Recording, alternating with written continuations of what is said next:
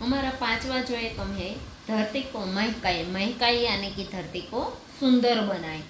तो धरती को किस तरह से सुंदर बना सकते हैं या धरती कैसे सुंदर हो सकती है, इसके बारे में इस काव्य में बात की गई। इस काव्य में प्रकृति के कुछ तत्वों के बारे में बात की गई। तो वो कौन से तत्व है? तो ये फूल, सूरज और दिया यानी कि दीपक की बात इस काव्य में की गई है।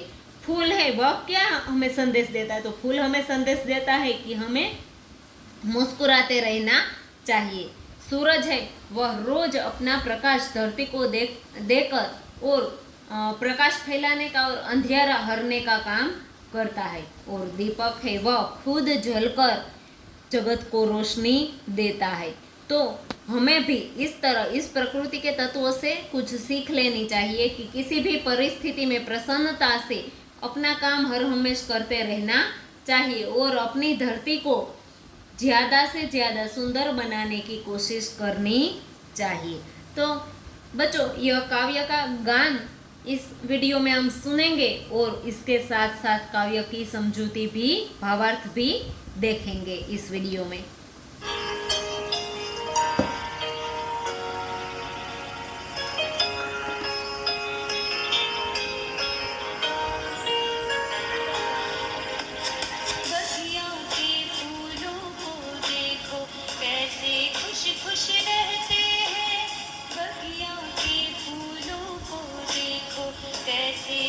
खुश रहते हैं, आंधी हो पानी हो चाहे सबको हंस हंस कहते हैं।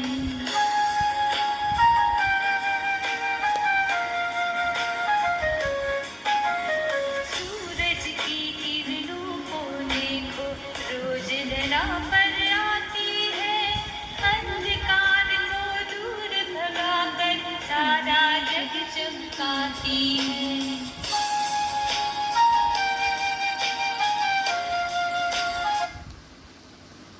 तो बच्चों, पहले जो दो पंक्ति है उसमें कौन सी बात की गई है? तो बगीचे के फूलों को, बगिया यानी कि बाग, बगीचा, उपवन जिसे उद्यान भी हम कहते हैं, उसके फूलों को देखो। तो फूल को बच्चों कभी आपने रोते हुए देखा? नहीं, क्योंकि फूल है वह हमेशा खुश रहना जानते हैं, हंसना जानते हैं, चाहे कैसी भी परिस्थिति हो। आंधी हो यानी कि अतिवृष्टि हो, पानी हो यानी कि पानी की कैसी भी बरसात हो, फिर भी यह फूल है, चाहे धूप हो, कोई भी परिस्थिति हो, सभी परिस्थिति में फूल है वह हर हमेश हंसते रहते हैं। तो उससे हमें क्या सीखना चाहिए बच्चों? तो फूलों से हमें यह सीख मिलती है कि हमें हर हाल में, हर परिस्थिति में उसका सामना करना है। किसी भी परिस्थिति का सामना तो बच्चों हमें करना ही, तो फिर क्यों ना उसे हंसकर ही परिस्थिति का सामना किया जाए। और सूरज की किरणों को देखो, रोज धरा पर आती है, अंधकार को दूर भगाकर सारा जग चमकाती है। अब यहाँ बात की किसकी की गई है? तो यह सूरज की किरणों की बात की गई है दूसरी पंक्ति में। तो सूरज की किरणों को देखो, वह उसको कैसी भी परिस्थिति हो, कोई भी तकलीफ हो, लेकिन वह हर रोज हर हमेश अपने ही समय पर धरा पर आती है। यानी कि एक तो हमें उससे सीख मिलती है कि हमें जो हमारा काम है वह प्रतिदिन समय पर करना चाहिए। पहले यह सीख मिलती है। वह प्रतिदिन धरती पर आती है और फिर वह रात का जो अंधेरा होता है उसे दूर भगा देती है और सारा जग को चमका देती है, सारे जग को प्रकाशित कर देती है। तो सूरज की किरणों से हमें क्या सीखना चाहिए बच्चों?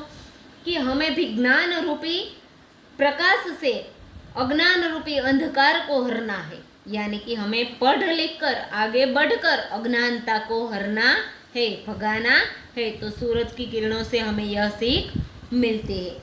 उसके बाद की जो पंक्ति है वह आप सुनिए।